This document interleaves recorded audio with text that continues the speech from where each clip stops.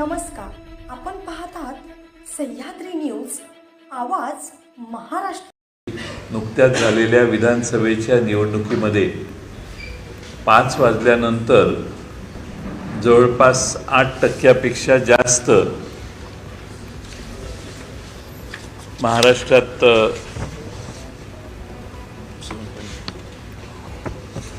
महाराष्ट्रामध्ये मतदान वाढलेलं आहे आणि मतदान झाल्यानंतर या ठिकाणी जर एवढ्या मोठ्या प्रमाणात जर मतदान वाढत असेल तर ही चिंतेची बाब आहे आणि त्यामुळं या बाबतीमध्ये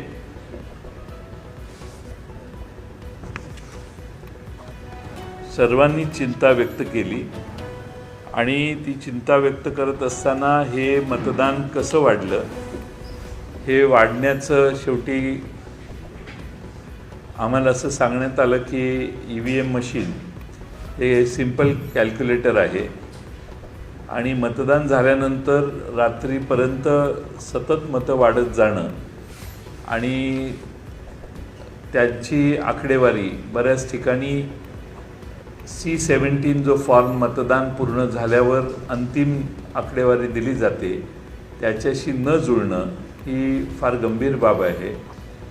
आमच्या या निवडून आलेल्या सदस्यापैकी श्रीयुत उत्तम जानकर यांनी त्यांच्या मतदारसंघात मरकडवाडी या ठिकाणी जनतेने, त्यांनी म्हणण्यापेक्षा जनतेने एकत्रित येऊन निर्णय घेतला आहे की असं होणार नाही, जे मतदान झालं आहे ते निवडून आलेले उत्तम जानकर साहेब यांच्या मतदारसंघात मरकडवाडीने ठरवलं की आपण पुन्हा मतदान करू। मंगळवारी ते मतदान दिवसभर होईल आणि आपल्या चॅनेलसमोर, मीडियासमोर त्याची मतमोजणी देखील होईल। त्यांचा गावातल्या लोकांचा असा दावा आहे की एवढी मतं विरोधात जाऊच शकत नाही। त्याचबरोबर आमचे दुसरे विधानसभेचे सदस्य मोहोळचे श्रीयुत राजू खरे यांच्या मतपेट्या ज्या ठिकाणी ठेवण्यात आलेल्या, त्या मतपेट्या ठेवण्यात आलेल्या गोडाऊनच्या मागे 2 युवकांना त्यांच्या समर्थकांनी पकडलं। त्यामध्ये त्यांच्याकडे 14 लॅपटॉप, 14 मोबाईल फोन्स होते आणि ते बिहार आणि उत्तर प्रदेशची मुलं होती। त्यांना पोलीस स्टेशनमध्ये श्रीयुत राजू खरे हे घेऊन गेले। पोलीस स्टेशनमध्ये गुन्हा नोंदवण्यात आला नाही, त्यांना फक्त त्या ठिकाणी डिटेन करून ठेवण्यात आलं आणि खरं म्हणजे रीतसर ही तक्रार नोंदवली पाहिजे होती की यांची हालचाल संशयास्पद आहे। ते 2 युवक हे महाराष्ट्राच्या बाहेर उत्तर प्रदेश आणि बिहारचे होते आणि त्यानंतर निवडणुकीत राजू खरे यांचा विजय झाला आणि त्यांच्याकडून, पोलिसांच्याकडून कोणती कारवाई न होता ती मुलं त्या लोकांना सोडून देण्यात आलं। असे प्रकार महाराष्ट्रात अनेक ठिकाणी झालेले असतील असा समज आहे आणि त्यामुळं महाविकास आघाडीच्या वतीने महाराष्ट्रात निवडणुका या कागदावर व्हाव्यात, बॅलट पेपरवर व्हाव्यात हा जो आग्रह आहे त्या आग्रहाला राष्ट्रवादी काँग्रेस पक्ष देखील पुष्टी देतो, पाठिंबा देतो आणि महाराष्ट्रात कालच श्रीयुत बाबा आढाव साहेबांनी जे लाक्षणिक उपोषण आणि आंदोलन केलं ते आंदोलन महाराष्ट्रभर होईल असा आम्हाला विश्वास आहे आणि महाराष्ट्रात अनेक ठिकाणी अशी गावं आहेत की ज्या गावांना आश्चर्य वाटतं की आपल्या गावात असं मतदान होऊ शकत नाही, असं कसं झालं। सर्व गट, सर्व पक्ष एकाच उमेदवाराचं काम करत आहेत आणि त्या ठिकाणी गाव उमेदवाराला मायनस जातं आहे, हे यापूर्वी कधी घडलेलं नव्हतं आणि त्यामुळं अतिरिक्त मतदान जे वाढलं त्याची चौकशी झाली पाहिजे। निवडणूक आयोगाने त्यांची वेबसाईट 2 दिवसानंतर बंद करून टाकली, लोकांना ती माहिती उपलब्ध होणार नाही याची काळजी घेतली। हाही गंभीर गुन्हा निवडणूक आयोगाने केलेला आहे असं मला वाटतं, कारण माहिती दडवणे, माहिती दाखवण्यापासून बंदी आणणे, माहिती गडप करणे हा गुन्हा आहे आजच्या नव्या जगात. गुन्हा म्हणण्यापेक्षा हा चूक आहे ही. आणि हे जाणीवपूर्वक निवडणूक आयोग का करतं हा प्रश्न महाराष्ट्रातल्या जनतेला पडलेला आहे. त्यामुळे निवडणूक आयोगाची वागणूक, निवडणूक आयोगाच्याकडे नाना पटोले, काँग्रेस अध्यक्ष, मी आणि शिवसेनेचे श्रीयुत संजय राऊत यांनी यापूर्वीच तक्रारी अर्ज दाखल केलेला होता. त्यावर काँग्रेस पक्षाला त्यांनी बोलवलेलं आहे. पण जोपर्यंत जे मतदान झालं ते EVM मशीन जोपर्यंत बाहेर ताब्यात येत नाही तोपर्यंत काही गोष्टींची उत्तरं मिळू शकत नाहीत असं अनेकांचं मत आहे. महाराष्ट्रामध्ये बरेच नवे प्रश्न या काळात सरकार येण्याच्या आधीच तयार व्हायला लागले तसं दिसतं.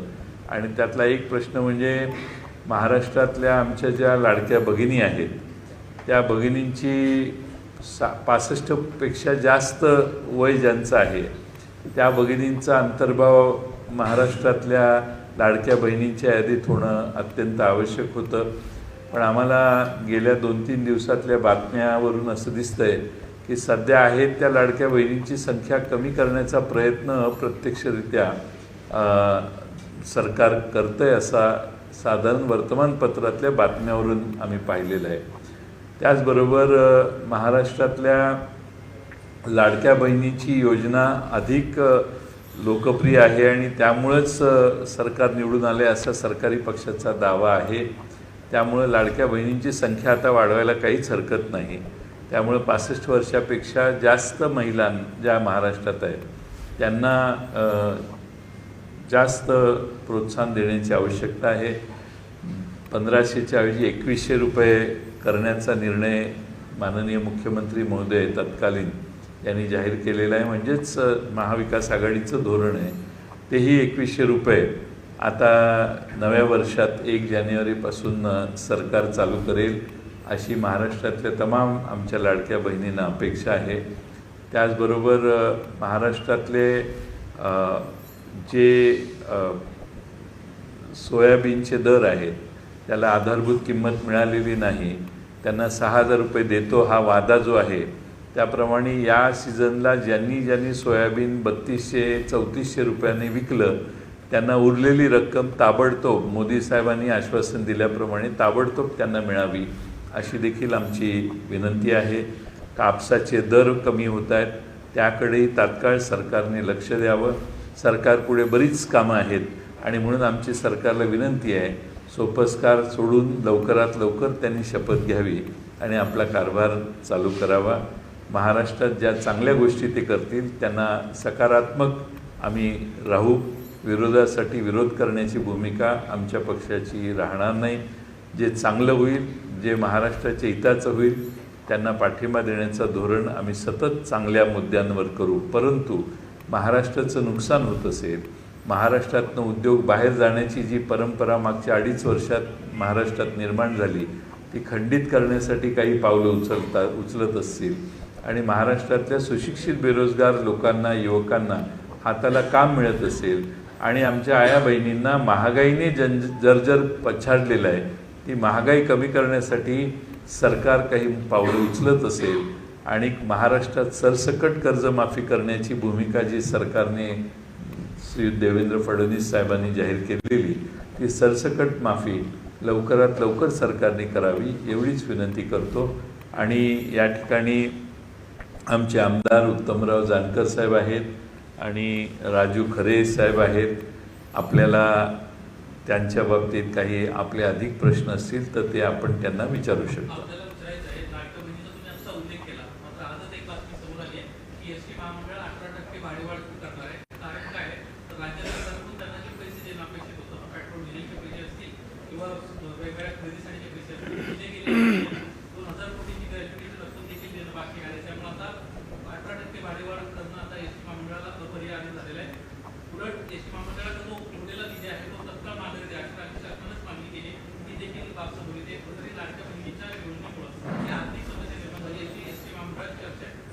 तुम्ही गैरसमज करून घेताय. राज्य सरकार श्रीमंत आहे, राज्य सरकारकडे भरपूर पैसे आहेत. एस टी महामंडळाला ताबडतोब शपथविधी झाल्यावर पहिला निर्णय होईल की एस टी महामंडळाला सर्वच्या सर्व पैसे दिले जातील. तुम्ही कोणतीही चिंता करू नका. एस टी महामंडळातल्या कर्मचाऱ्यांनी चिंता करू नये आणि महाराष्ट्रातल्या जनतेनेही करू नये. फक्त आता शपथविधीचा अवधी बाकी आहे.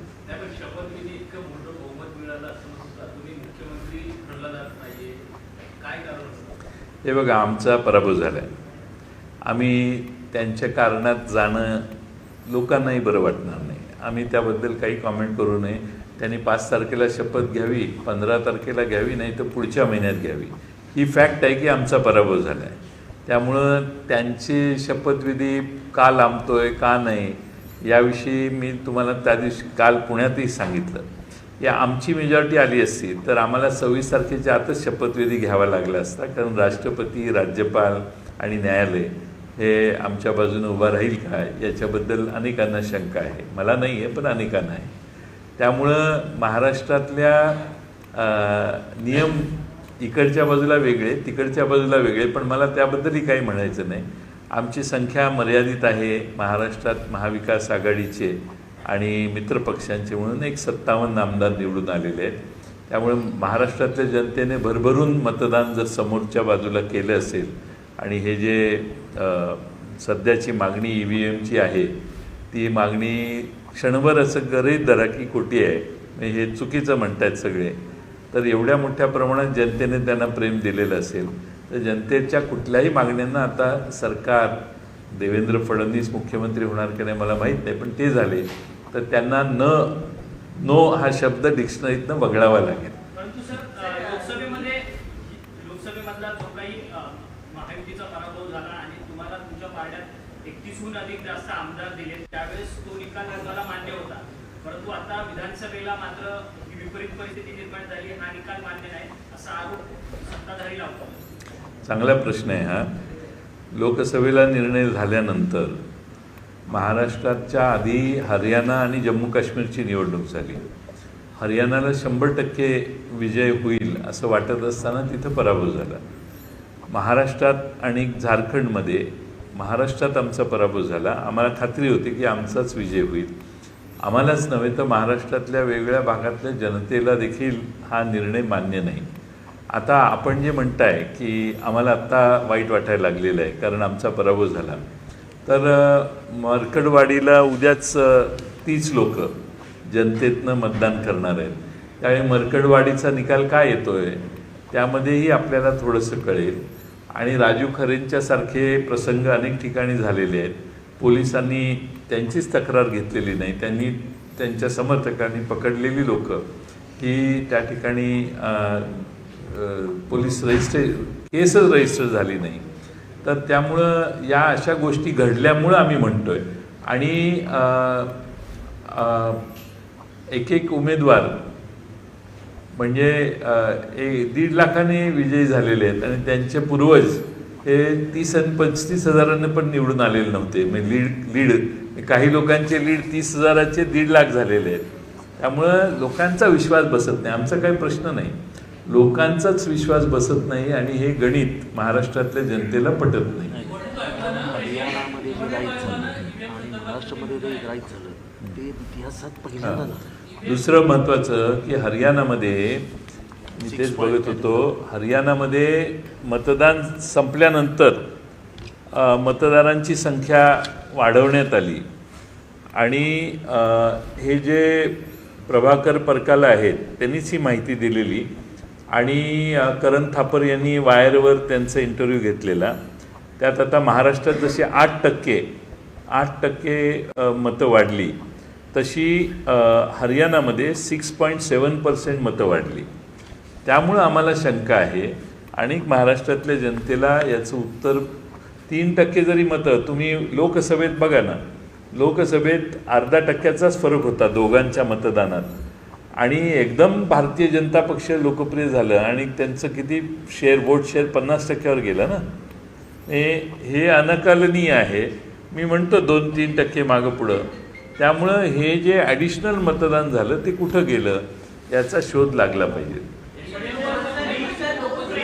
5 लाख आणि 47 लाख. तुम्ही महागाईबद्दल बोलताय, पण आरएसएस प्रमुखांचं तर म्हणणं आहे की आता लोकसंख्या सुद्धा वाढवली पाहिजे, ती घटून देता कामा नये. किमान 3 मुलं प्रत्येकाने या ठिकाणी त्यांच्यापासून सुरू किमान 3 मुलं असली पाहिजे प्रत्येकाला. नाही, आता RSS प्रमुखांचं आदर हे सरकार ठेवेलच. त्यामुळं ज्या अजितदादांनी महाराष्ट्राच्या विधानसभेत कायदा आणला की 2पेक्षा तिसरं मूल झालं तर जिल्हा परिषद, पंचायत समिती, नगरपालिकेला उभा राहता येणार नाही, ते पहिलं RSSच्या आदेशाप्रमाणे अजितदादांनी निर्णय घ्यावा लागेल की 2 नाही अनेक मुलं असली तरी निवडणुकीला उभा राहता येईल. हा निर्णय आता होण्याची शक्यता आहे. तुम्ही म्हणताय ते मला माहीत नाही RSS प्रमुख काय म्हणतायत. परंतु 2 मिनिटं, सगळ्यात महत्त्वाचा मुद्दा की 2019ला जे मतदान होतं त्यामध्ये 2024 लोकसभा 2019 टू लोकसभा 2024 5 लाख मतच वाढली आणि 2019 नंतर 2024च्या लोकसभेनंतर विधानसभेपर्यंत महाराष्ट्रात 46 लाख मतं वाढली. म्हणजे फॅमिली प्लॅनिंग वगैरे सगळं मोडून या जनरेशनने 18 वर्षापूर्वी जे उपद्व्याप झाले त्याचा 46 लाख लोकसंख्या वाढली असं त्याचा अर्थ होतो. 46 लाख मतदान वाढले कसे हा प्रश्न आहे ना. लोकसभेनंतर ॲडिशनल मतं आली. मतदार यादीत घोळ आहे, त्यासाठी आम्ही तक्रार यापूर्वी केलेली आहे. मतदार यादीमध्ये 10, 15, 20, 30 हजार मतं वाढवण्यात आलेली आहेत असंही आमच्या निदर्शनाला आलं आहे.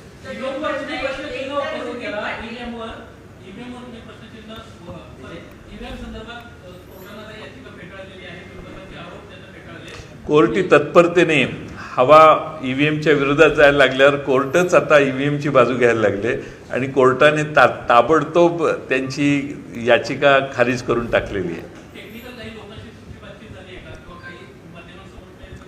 अनेक टेक्निकल लोक वेगळ्या प्रकारे सांगतायत, त्याचे हळूहळू एकत्रीकरण करतायत. हळूहळू या सगळ्या गोष्टी पुढे येतील.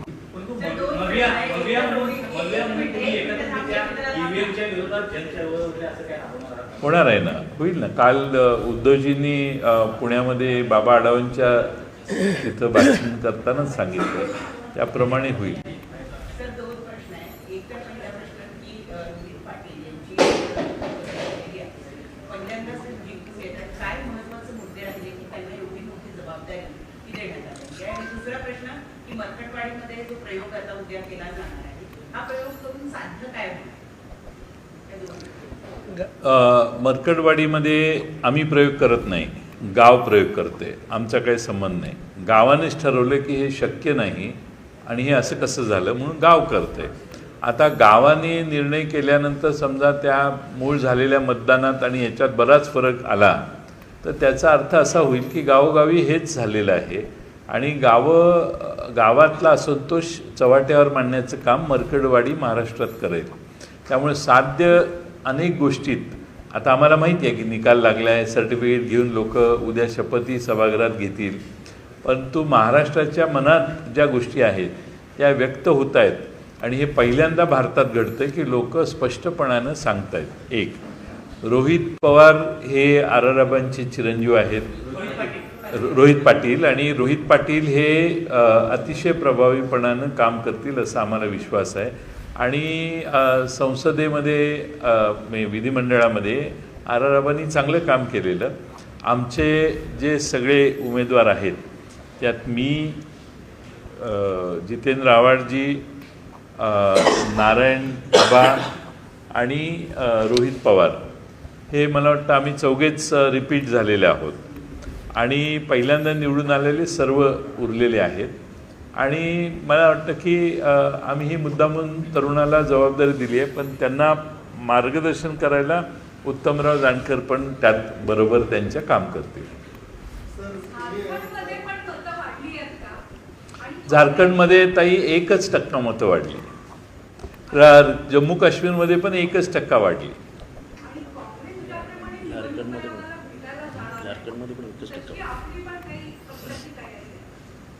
काँग्रेस जाऊन भेटतंय ना त्यांना, त्यामध्ये काँग्रेसला काय रिस्पॉन्स येतोय बघून त्यानंतर आम्ही पण आवश्यकता वाटली तर जाऊ. साहेब, तुमचं लीड जर इलेक्शनला लाखाच्या पुढं असेल, त्यावेळी तुमचं लीड कमी झालं तर तुमच्या मतदारसंघात शंका निर्माण होईल असं काय मतदान झालंय की जे गाव तुमच्या बाजूने? माझ्या मतदारसंघात अशी गावं आहेत की त्या गावात विरोधी कोण कामच करत नव्हतं, तरी तिथं मी मायनस आहे. गावात 2 पार्ट्या आहेत, दोन्ही पार्ट्या माझं काम करत होत्या. 3 पार्ट्या आहेत, तिन्ही पार्ट्या माझ्यात काम करत होत्या. 4 पार्ट्या आहेत, त्यातली 4थी पार्टी माझ्यात प्रवेश केलेली आहे. अशा गावात ती 700 मतं मायनस आहेत.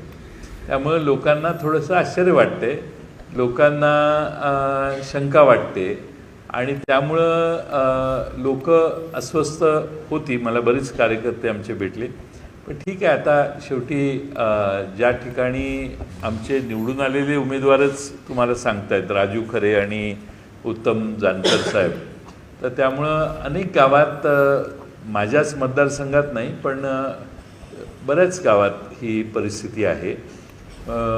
साधारणपणे आम्ही सर्व मतदारसंघात सर्वे केलेले, सर्वे एकदा नाही केलेले, कन्सिस्टंटली 4 वेळा केले. आणि काही ठिकाणी आम्ही एक्झिट पोल पण कंडक्ट केला. तर त्याचे जे आकडेवारी आहे ती जर बघितली तर त्यामध्ये लोकसभेला एकाही असेंब्ली सेगमेंटमध्ये आमच्या चुका झाल्या नव्हत्या, नॉट अ सिंगल %. पण आता प्रचंड सर्वे वेगळा आहे आणि मतदान वेगळं आहे. त्यामुळं अगदी लाडक्या बहिणीचा परिणाम असेल तर जवळपास 28 ते 30% बहिणींना आम्ही विचारलेले त्यांचे ओपिनियन, तरी देखील फरक आहेत. आणि हमखास निवडून येणाऱ्या ज्या जागा होत्या आमच्या, त्या जवळपास 42-43 जागा होत्या. त्यावरून आम्ही एकदम 10वर आलो ना. त्यामुळे जरा हा आश्चर्य वाटतं की जे पडणार होते ते निवडून आले आणि जे निवडून येणार होते ते पडले. सर, पराभवानंतर खरं तर मौर्या नेत्यांच्या अनेक चौकशा ज्या आहेत त्या लागताना पाहायला मिळतात. सोलापूर जिल्हा बँकेच्या संदर्भात देखील तशाच पद्धतीची एक चौकशी जी आहे ती लागते मोहिते पाटलांच्या विरोधात वगैरे. काय सांगाल, कारण की मोहिते पाटलांनी स्वतःच्या मतदारसंघामध्ये तरी चांगल्या प्रकारे गड राखलेला होता 4 आमदार. एवढा प्रचंड विजय युतीला मिळालेला असल्यामुळं आकस ठेवून किंवा बदल्याची भावना घेऊन किंवा जुन्या केसेस उलगडून त्यांच्या मागे लागण्याचं काम किमान देवेंद्र फडणवीस करतील असं मला वाटत नाही आणि ते करणार नाहीत अशी आमची अपेक्षा आहे. शेवटी राजकारणात माणसांना मतं व्यक्त करण्याचं स्वातंत्र्य असतं. राजकीय भूमिका वेगळी आणि सहकारातल्या कामकाजाची भूमिका वेगळी असते आणि त्यामुळं एवढा प्रचंड विजय मिळवल्यावर मला वाटत नाही की देवेंद्र फडणवीस लहान मन दाखवतील आणि कुणाच्या चौकशा करतील आणि चालू असतील तर त्याही चौकशा ते थांबवतील असा मला विश्वास आहे.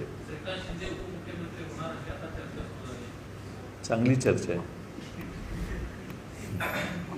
काही होऊ शकतं ना. आमचे रिझल्ट बघितल्यावर आमचा ह्याच्यावर आता विश्वास आहे की काही होऊ शकतं देशात.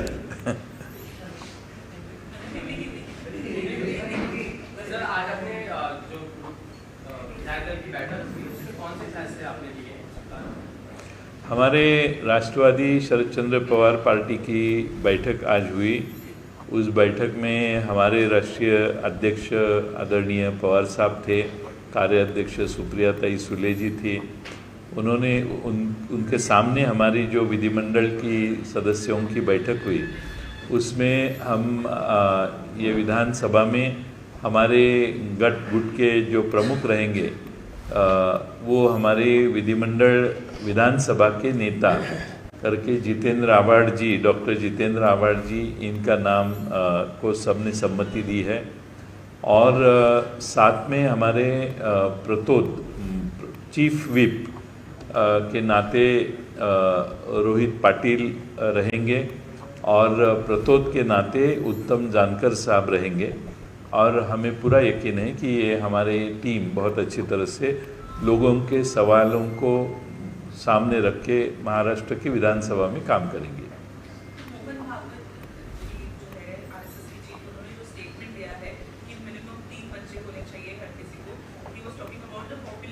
Decline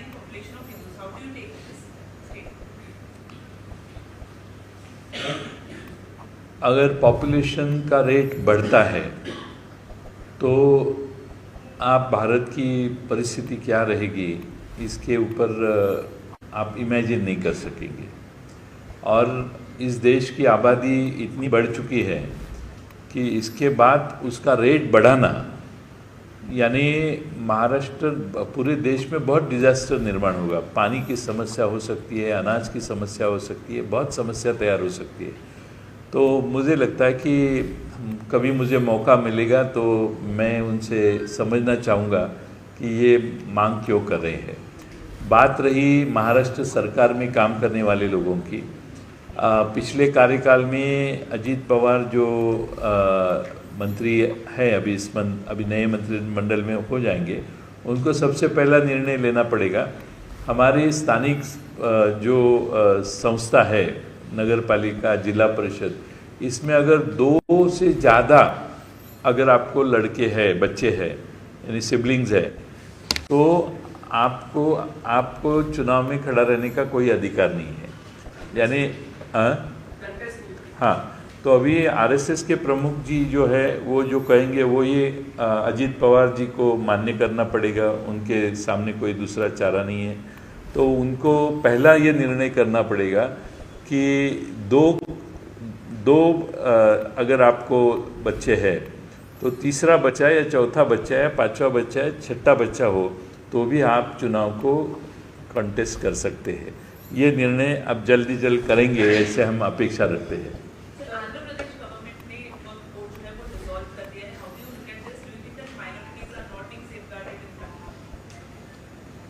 I don't know what is the background for them to take that decision. I need to know. I will study and tell you about it. Sir, विश्व हिंदू परिषद जो जिस तरीके से नारे चले, एक है जो स्टेप है, कटेंगे तो कटेंगे, उस नारे को भी लेकर वो समरस का अभियान चलाना चाहते हैं। उन्हीं नारों को आगे लेकर पूरे साल भर तकरीबन वो रथ यात्रा निकालेंगे, पद यात्रा होगी और लोगों तक फिर उस नारों को लेके जाएगा। विश्व हिंदू परिषद का इन सारे नारों को फिर से लेके जाना, एक तो सेफे लेके जाना, उसको आप किस तरह से देखते हैं? अभी से पॉलिटिकल एजेंडा आने वाले समय पे किस तरह से आप उसको देखते हैं? अभी पूरे देश में अगर ये ऐसा होने वाला है तो मुझे लगता है कि हम 18वीं शतक में या 19वें शतक में हम काम कर रहे हैं। कटेंगे तो बटेंगे तो कटेंगे, इससे मुझे लगता है अगर मोदी साहब ये नारा देते कि पढ़ेंगे तो बढ़ेंगे, तो मुझे लगता है देश उनका स्वागत करेंगे। ये अलग दिशा में अगर देश को लेके जाना चाहते हैं तो फिर इसमें काफ़ी समस्या हो सकती है। मुझे लगता है कि पढ़ेंगे तो बढ़ेंगे ये नारा होना चाहिए और हमारी कुटुंब की संख्या मर्यादित हो, इसलिए सरकार ने प्रयास करना चाहिए ताकि आने वाले 20 साल में 30 साल में और समस्या इस देश के सामने पैदा अगर लोक संख्या बढ़ गई तो बहुत भारी समस्याओं को सामना करना पड़ेगा हमें।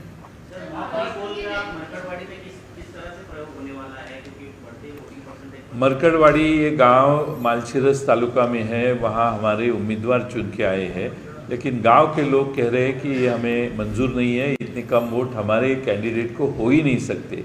इसलिए गांव ने ऐलान किया है कि मंगलवार को परसों उनके गांव में वोटिंग होगी, बैलेट पे होगी। बैलेट पे वोटिंग जो होगी उसकी काउंटिंग सबके सामने, मीडिया के सामने होगी और वो जो निर्णय होगा वो सामने रखेंगे वो लोगों के।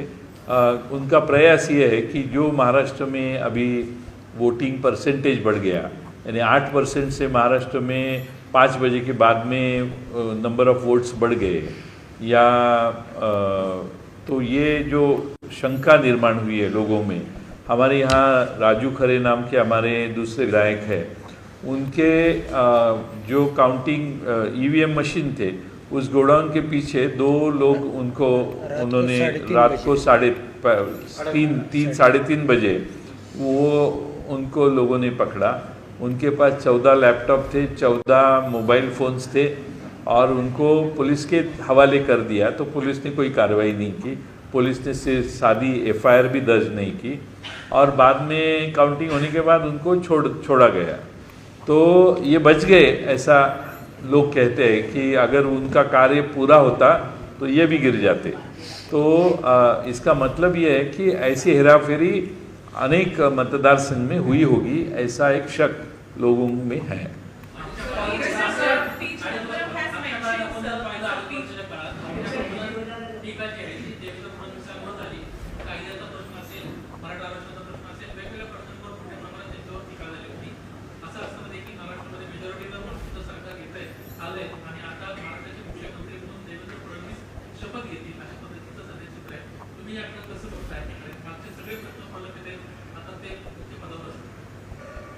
ठीक आहे, आता जनतेने हा कौल खरा असेल तर तो जनतेने दिलेला आहे आणि जनतेने कौल दिल्यानंतर ज्याची जास्त संख्येने लोक निवडून आलेली आहेत, आता आपण म्हणताय ते सगळे मुद्दे खरेच आहेत, त्यामुळं असा निकाल भारतीय जनता पक्षाचे एवढे संख्येनं आमदार निवडून येतील असं लोकही म्हणत नव्हते। यापूर्वी अनेक सर्वेक्षणातही त्याचे निष्कर्ष निघालेले होते।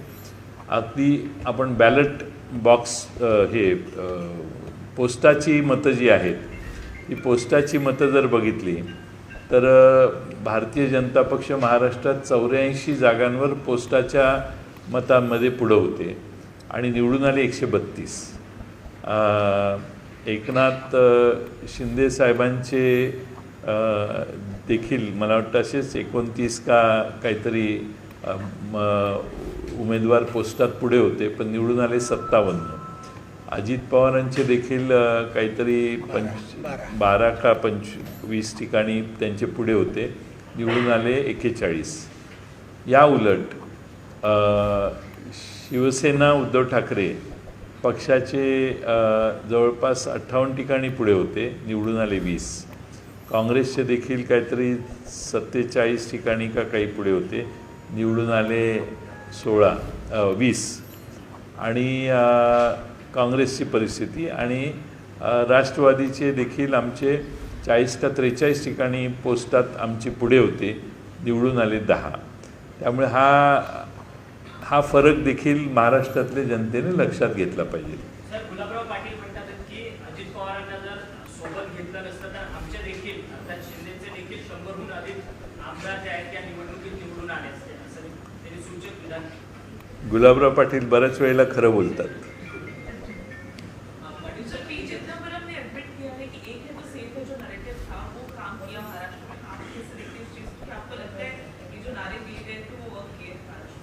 नहीं, अलग अलग चीज़ों के कारण भी हो सकते हैं, जैसे लाडकी बहन बोलते हैं लोग, और सरकार ने जो नई घोषणा की है, और बाद में ये पोलराइजेशन ऑफ वोट्स, लेकिन इतना फ़र्क नहीं पड़ सकता क्योंकि ये प्रयास भाजपा ने पहले भी किया है, लेकिन इतना फ़र्क हमें नहीं लगता पड़ सकता। हम समझ सकते हैं कि उनकी मेजॉरिटी आई 160 170 चुन के आए, लेकिन 230 तक जाने का कोई, यानी जो चुन के आए उनको भी विश्वास नहीं लगता है कि हम चुन के आए। ये सबसे बड़ी समस्या है। कुछ जो चुन के आए उम्मीदवार है वो उन्होंने मुझे कहा, अभिनंदन किया, तो वो बोले थैंक यू, लेकिन हमें मालूम नहीं इतना कैसे वोट मिले। यानी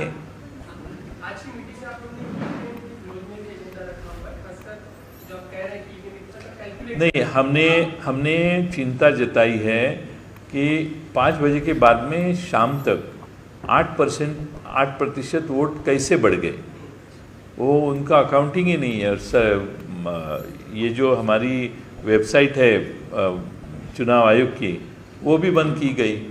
तो इसका मतलब ये है कि कुछ हाइड करने का प्रयास इलेक्शन कमीशन कर रहा है। 17C के कई आंकड़े, अभी यहाँ पे डोंबिवली कॉन्स्टिट्यूंसी में 23 जगह 17C के आंकड़े और एक्चुअल वोटिंग जो काउंट हुआ वो नहीं मिलते। ऐसे बहुत महाराष्ट्र में कॉन्स्टिट्यूंसीज हैं।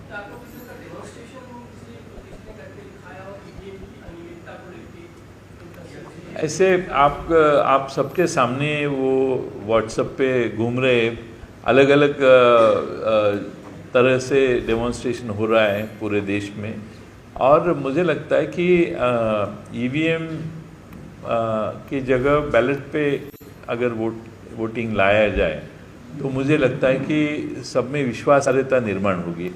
अगर लोगों का विश्वास ही नहीं है ये सिस्टम पे तो वोटिंग परसेंटेज भी कम हो जाएगा आगे।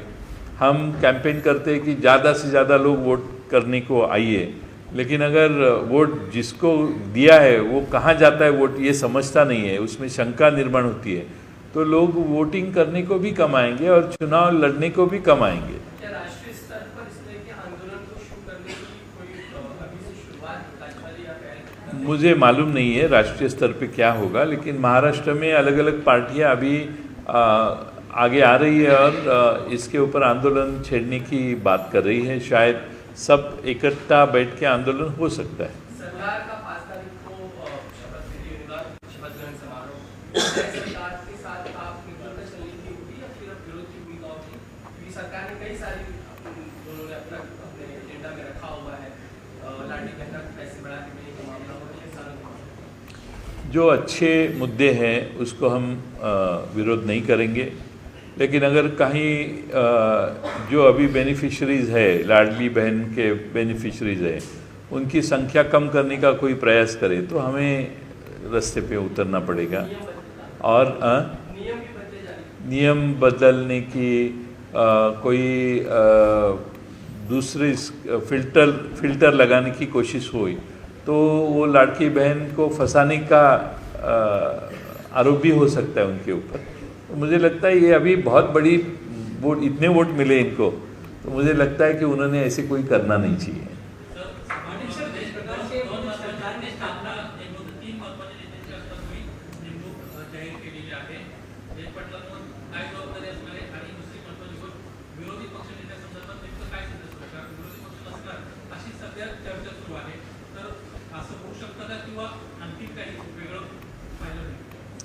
माहीत नाही मला विरोधी पक्ष नेत्यांचे होण्याच्या बाबतीतली संख्या जी आहे ती असं दिसतं की आमची पूर्ण होत नाही एका पक्षाची, आणि मला वाटतं की सत्तारूढ पक्षाचं मन मोठं असलं तर त्यांनी एक विरोधी पक्ष नेमायची तयारी दाखवली तर सभागृह तरी व्यवस्थित चालेल। आणि राहता राहिला प्रश्न माझा, मी आहे तिथंच आहे।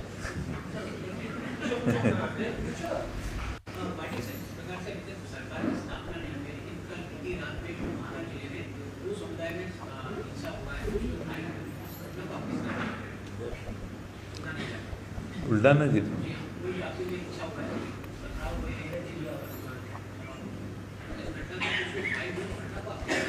नहीं, मुझे मालूम नहीं एग्जैक्टली क्या हुआ। हमारे बुलढाणा के कोई कार्यकर्ता ने फ़ोन करके कुछ बताया नहीं, मैं ये जानकारी ले लूँगा और बाद में इसके ऊपर बोलूँगा। सर, देवेंद्र फडणवीस मुख्यमंत्री होने शपथ लेंगे, तीसरी बार वो मुख्यमंत्री बनेंगे। पिछले 5 साल का अनुभव, उसके बाद मुख्यमंत्री होने का अनुभव, इस तरह की उम्मीद आप रखते हैं? उन्होंने काफ़ी आश्वासन दिए, जो कुछ नारे उन्होंने दिए, बटेंगे तो बटेंगे, इसलिए की बात नहीं, की बात नहीं। देखते हैं, उनको अनुभव है, उनका निर्णय अगर भाजपा करती है तो हम उनको बधाई देंगे। उनकी नई टर्म 5 साल की हो और ये सारी जो कमिटमेंट उन्होंने जनता को दी है महाराष्ट्र के, वो पूरी करने की ताकत उनमें आए, ऐसी शुभेच्छा देंगे। होने दो, जब होगा तब ज़रूर हम उनको बधाई देंगे, क्यों नहीं देंगे। नेता प्रतिपक्ष होना सभागृह में जरूरी होता है, लेकिन संख्या उतनी आपके पास नहीं लगता है कि देवेंद्र फडणवीस लोग इतना बड़ा दल दिख रहा है और आपके नेता प्रतिपक्ष दे हमारे का नहीं, कैसा है कि हमारी संख्या कम है और ये सब ने मिलके इकट्ठा आके विनती की, तो मुझे मालूम नहीं क्या कर सकते, बोल नहीं सकते। मैं ऐसा अनुमान नहीं निकालूंगा कि ऐसा होगा वैसा होगा। बहुत सपना देखना गलत है और इसीलिए जो जब होगा तब देखेंगे।